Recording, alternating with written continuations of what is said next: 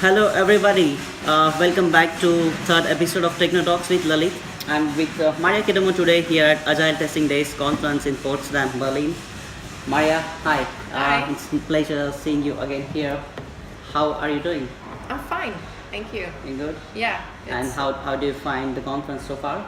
It's great. It's very many people here. I really enjoy seeing so many people that I actually recognize. Oh, cool. I didn't know that there would be so many familiar faces. Mm-hmm. Is it your first Agile Testing Days conference? Yes. And Yes. is it the first one where you're also speaking? Actually, I did speak at Agile Testing Days Scandinavia in cool, May, cool, but I've cool. never been to Potsdam. So I heard that's quite a different experience. Oh, interesting. Without wasting much time, I'm curious to know about the talk or the workshop you are doing. Yeah. So it's a workshop called Dimensions of Testability. Mm-hmm. And it's a holistic perspective to testability. Mm-hmm. So when you normally talk about testability, you think about the product. How can I test this? And you often think about things like visibility or can I mock this or can I control the product? Mm-hmm. But this is related to this entire perspective, a holistic perspective of how easy is it for me to test a specific product. Mm-hmm. So anything that makes it difficult for me to gather information about the product, Mm-hmm. the information that I need to share with my stakeholders, all of those things are things that affect testability. Absolutely. So they also affect each other, these elements. So if I try to increase testability, for example, in the product by adding some control, and I have problems understanding what the product is actually for and who is going to use it, it's not sure that the entire testability actually increases. Mm-hmm. So there's elements that affect each other, and that's why I find it so interesting, a lot more interesting looking at the entire perspective than just the product itself. Interesting. If I can ask, what are top 3 dimensions of testability in your opinion? The top three, it's hard to say because we in the model that we explain, we have the product, the tester, who is anyone who actually performs testing. Mm-hmm. So that means you need to have specific skills, you have to have specific knowledge, maybe about the domain. Mm-hmm. I wouldn't say it's the top one, but it's an essential part, definitely. And then we have the product. So those two things are the ones that stand out the most. And we have context drivers, which we call it, and that could be things like resources. Do we have in a test environment, or do we have products that we can test with, for example, a mobile phone? So yeah, top 3, product maybe, and the tester, and then it's hard to say which the Cool. third one is. I'm sure you know heuristic test strategy model by James, Yes. and he discusses the product elements and Yes. project elements. Yes.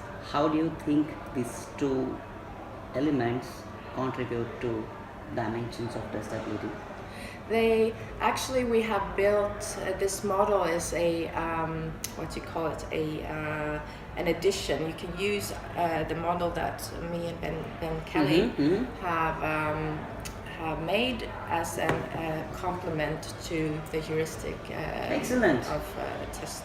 Yeah, Test James. strategy model. Yes, Excellent, yes, excellent, cool. Exactly. Mm-hmm. So it's just 2 different models. So ours view how we work daily, basically, and so they're very much complementary, which I think is great.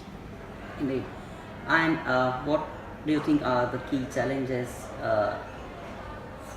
that people might face in identifying these dimensions or doing something about them? I think the difficulty is understanding the depth actually of testability, because on the surface it looks very easy. But if you really understand the depth of these models, you will see that there are so many elements that affect each other. So maybe it's hard to know where to start, or how it might actually affect the entire testability if you start changing some part. And I believe your workshop will help people identify and understand these dimensions. Yes. And that can be a very good start, I guess. Yes, it's a very good start. So I'm actually currently in my assignment, I'm using our model to identify all the things that we can, so I can present that to management to see what the things are that is making testing difficult. Okay, my last question on this topic, I won't spoil the beans for others. What are those key skills you think a tester should have to identify and understand these dimensions better? Oh, that's a very tricky question. The key skills. I think you need to, I'm not sure it's a skill really, because we talked about curiosity, but you need to learn to understand that there is always something else. So you need to ask questions. So I think that is one of the key skills to maybe kind of art discover. of asking questions, the art. context revealing questions. Yeah. Cool. And then that can be a good start. Yes. Excellent. What other interesting things are you working on, Maria? Currently, I am on a normal consultant job. So I just started in August consulting for a bank and helping them with testing and how to incorporate testing and looking at processes. They like to call it processes. But I recently quit my job as a teacher. It was also for House of Test. So I did that for 2 years. I taught vocational education for software testers. Yes, I remember talking with Martin Nilsson about 1.5 year class for software testers that you teach. Would you like to share your experience from teaching that classes? Yeah, it's been very, very, it's been a learning activity for me as well. I think that's what I really appreciated the most, to be able to take time to dig deeper into testing, and also to be able to share that with someone else, because that makes you think about how you communicate and how you teach testing, and coming up with different exercises, which has been really difficult but also fun. What is the most important lesson you have learned while teaching software testing so far? For me, I think it's been because the students, they're new to software testing. Some of them have never been into IT.